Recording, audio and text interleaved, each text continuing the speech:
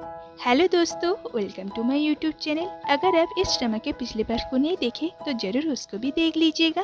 तो चलिए बिना किसी देरी के वीडियो को स्टार्ट करते हैं। तो मिस्टर अपने एक लॉकर से मिस्टर वांग के पिछले जन्म मतलब जिन्हो की पिक्चर देखने लगती है। तभी उसे एक फ्लैशबैक याद आती है जहाँ पे कॉलेज टाइम में कैंटीन से तो लेमन ड्रिंक खरीदती है, एक उसके लिए और एक जिन्हो के लिए। लेकिन वो जब उसे वो देने जाती है देखती है कि मिस्यो मतलब कि मिंजू एक सोफे पे सोई हुई है और जिन्हो उसके पास बैठा हुआ है। उसके बाद वो उसके सर पे हाथ फेरता है और उसके सर पे किस करता है। ये देख के मिस्योन को बहुत ज्यादा दुख होता है और वो वहाँ से चली जाती है। प्रेजेंट में मिस्यो की फोटो देखती है, लेकिन उन्हें याद नहीं आता कि उसने इसे कहाँ देखा था। नेक्स्ट डे मिस्यो ऑफिस में मिस्टर वांग से एक फाइल में साइन करवाने के लिए जाती है। मिस्टर वांग जब फाइल को देख रहे थे तब मिस्यो उन्हें देख रही थी, वो भी उनके होठों को। जब मिस्टर वांग ये चीज नोटिस करता है वो मिस्यो से पूछता है कि इन दिनों आप मेरे चेहरे को बहुत ज्यादा नोटिस कर रहे हैं क्या, बस इसलिए कि मैं बहुत ज्यादा हैंडसम हूँ या बात कुछ और है। मिस्यो कहती है मैं आपको कैसे बताऊँ, मैं जब आपको सीपीआर दे रही थी क्या आपको तभी कोई विजन दिखाई दी।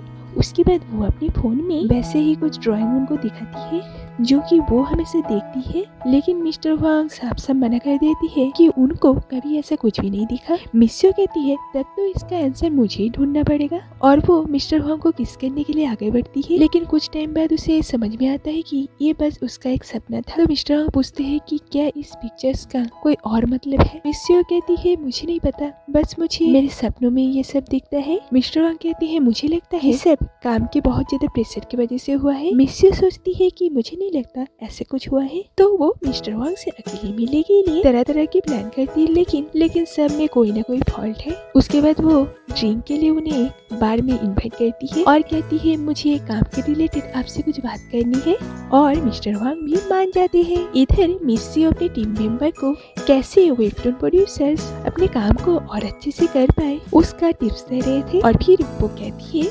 वेबटूनरिस्ट बटलर किम उनके साथ काम करने के लिए राजी हो गई है। तो सभी इस बात से बहुत ज्यादा खुश होते हैं और वो मिस्टर कैंग और मिस्टर किम को उनको हैंडल करने के लिए कहती है। तभी मिस्सी को बटलर किम का कॉल आती है और वो कहती है कि वो ये काम को पोस्टपोन करना चाहती है। तो मिस्सी बहुत ज्यादा परेशान हो जाती है और उनके घर में जाती है और वहाँ पे जाके उसे पता चलता है बटलर किम का एक पेट बॉक्सुन को वो ढूंढ नहीं पा रही है और बॉक्सुन और कोई नहीं एक स्पाइडर है। तो मिस्सी कहती है कि वो बॉक्सुन को ढूंढ के लेके आएगी और बटलर किम कहती है अगर वो ऐसा कर पाती है तो वो तुरंत कॉन्ट्रैक्ट साइन कर देगी। तो मिस्यो बहुत ढूंढने के बाद एक पेड़ पे चढ़ के बॉक्सुन को पकड़ लेती है, लेकिन उस चक्कर में वो खुद ही नीचे गिर जाती है। उसके बाद वो बॉक्सुन को बटलर किम को देख के उन्हें अपने साथ काम करने के लिए मना लेती है। इधर पार्क जब मिस्टर वांग के घर से बाहर जा रहा था तभी वहाँ पे हाना जाती है जो उसे उसके साथ कॉफी पीने के लिए कहती है और पार्क मान जाता है। उसके बाद वो दोनों एक साथ रेस्टोरेंट में होते तभी हानु से एक ब्रेसलेट देती है क्योंकि पार्क का एक ब्रेसलेट उसकी वजह से खराब हो गया था। पार्क लेने से मना करता है, लेकिन हानु उसके हाथ पे पहना देती है और इसके बाद पार्क भी उसे ना नहीं कह पाता। इधर मिस्सी और मिस्टर वांग एक बार में जाते हैं तो लाउड म्यूजिक होने की वजह से दोनों एक दूसरे के कान के पास जाके बात कर रहे हैं और ऐसा करते करते दोनों का फेस बहुत पास आ जाता है। दोनों थोड़ा सा अनकंफर्टेबल हो जाते हैं और मिस्सी हाथ धोने के लिए वॉशरूम में जाती है। तभी वहाँ पे पावर कट हो जाता है और मिस्सी ऐसा मौका अपने हाथ से कैसे जाने दे सकती थी, इसलिए वो दौड़ के मिस्टर वांग के पास आती है और उनको जबरदस्ती किस करने की कोशिश करती है और कहती है आपको जरूर सांस लेने में तकलीफ हो रही है, मैं आपको सीपीआर देती हूँ। मिस्टर वांग तो बहुत ज्यादा डर जाती है और कहते हैं मैं तो ठीक हूँ, आप क्या कर रहे हैं। मिस्सी कहती है आप तो सच में ठीक है और एम्बरेस होके पास वाले सीट में जाके बैठ जाती है। उसके बाद दोनों मिलकर ड्रिंक करते हैं। मिस्टर वांग कहते हैं क्या मैं आपसे एक बात पूछूं, आपने कभी शादी ना करने का फैसला क्यों लिया। मिस्सी कहती है मुझे कभी ऐसा कोई इंसान नहीं मिला जिसको देख के मेरा दिल धड़कता हो, किसी के बारे में पूरी रात सोचना और उसके नाम सुनते ही दिल में लड्डू फूटना। मैंने सुना इसी को प्यार कहते हैं, लेकिन मुझे कभी ऐसा किसी के लिए फील नहीं हुआ। मिस्टर वांग कहते हैं अगर ऐसा कोई मिले क्या आपका मन बदल जाएगा? मिस्सियो कहती है मेरे पास्ट में जितने भी बॉयफ्रेंड हुए उन सभी को मेरी वजह से बहुत तकलीफ सहना पड़ा। लगता है मेरी जिंदगी में अकेला रहना ही लिखा है।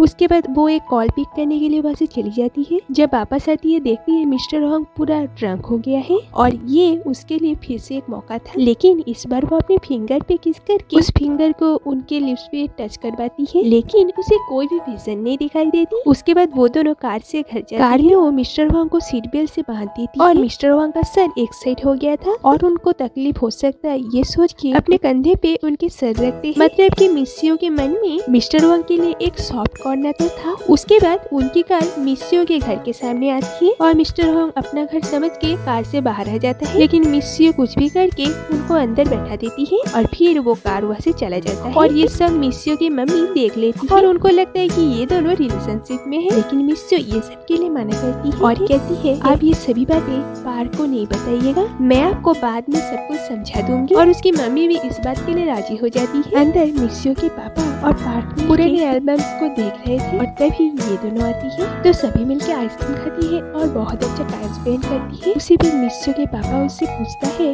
क्या तुम खाना खा के आए हो? तभी मम्मी कह देती है कि ये सीओ के साथ ड्रिंक करके आई है और कहती है इसने कहा था किसी को मत बताना। पार्क ये सुन के गुस्से से वहाँ से चला जाता है। मिस्सियो भी अपनी मम्मी पर थोड़ा सा गुस्सा हो जाती है और फिर पार्क के पीछे भागती है और उसे रोक के कहती है सॉरी मैंने तुम्हें झूठ कहा, अगर मैं तुम्हें बताती कि मैं मिस्टर वांग से मिलने के जा रही हूँ तो तुम गुस्सा करते ना। पार्क कहता है ये डेट तो नहीं है ना?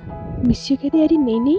पार्क कहता है तो ठीक है, अगली बार से उससे अकेले में मिलने मत जाना। और फिर वो वहाँ से चला जाता है और मिस्सियो बस उसे जाते हुए देखती रहती है। तभी उसे बहुत जोर से पेट दर्द होता है जो कि अपेंडिक्स का दर्द था। तो वो जब अंदर आती है देखती है वहाँ पे मिन्योंग बैठी हुई है जो कि उससे पैसे उधार लेने के लिए आई थी। तो वो कहती है तुम मेरी कॉल्स को इग्नोर क्यों कर रहे थे? मिस्सियो कहती है देखो मेरी तबीयत खराब है। अच्छा ये बताओ तुम्हें इतने पैसे क्यों चाहिए? मिन्योंग कहती है वो मेरा फैमिली मैटर है, मैं तुम्हें नहीं बता। लेकिन मिस्सियो जब उसे फिर से पैसे लेने की रीजन पूछती है बहुत ज्यादा गुस्सा हो जाती है और कहती है ठीक है कोई जरूरत नहीं तुम्हारे पैसे की और हाँ आज से हमारी दोस्ती खत्म। ये बोल के वो वहाँ से चली जाती है। तभी उनको बटर किंग का कॉल आती है जो कहती है कि उन्हें ये कॉन्ट्रैक्ट तोड़ना है क्यों। तभी मिस्टर कैंग उन्हें सारी बात बताता है। उसके बाद हमें एक फ्लैशबैक दिखाया जाता है जहाँ पे बॉक्सुन कैंग के ऊपर बैठा हुआ और दोनों ही बहुत ज्यादा डर जाते हैं। तभी मिस्टर किंग उन्हें पकड़ के बाहर फेंक देता है। फ्लैशबैक से बाहर बाटलर की बहुत ज्यादा रो रही थी। मिस्सियो कहती है उन्हें चुप करवाइए, मैं वहाँ पे जाके उसे ढूंढ देती हूँ। उसके बाद वो घर के अंदर चली जाती है और वो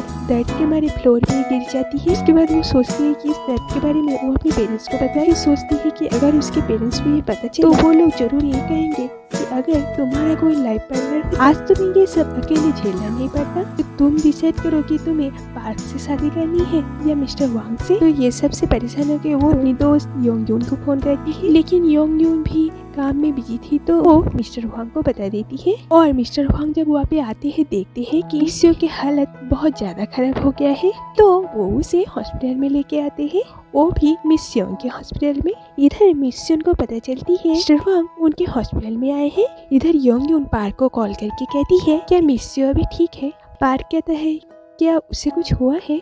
योंग यून कहती है तुम्हें नहीं पता कि मिस्सियो को हॉस्पिटलाइज किया गया है। इधर मिस्सियो मिस्टर वांग को देखने के लिए वहाँ पे आती है। तभी मिस्सियो और मिस्टर वांग रूम के अंदर था और मिस्टर वांग मिस्सियो के सर पे हाथ फेर रहा था और ये देख के उसे अपने कॉलेज टाइम के जिनहो और मिंजू के बारे में याद आ जाता है क्योंकि वो दोनों को भी सेम सिचुएशन में देखी थी। और ये देख के वो बहुत ज्यादा घबरा जाती है क्योंकि उन्हें भी पता चल गया है कि मिस्सियो ही मिंजू है। और ये देख के वो शौक के साथ साथ बहुत ज्यादा दुखी भी हो जाती है। तो यहाँ पे इस एपिसोड का एंड होता है। तो दोस्तों अगर वीडियो थोड़ा सा भी अच्छे लगे तो लाइक और सब्सक्राइब जरूर कीजिएगा। तो मिलते हैं अगले वीडियो में, तब तक के लिए बाय।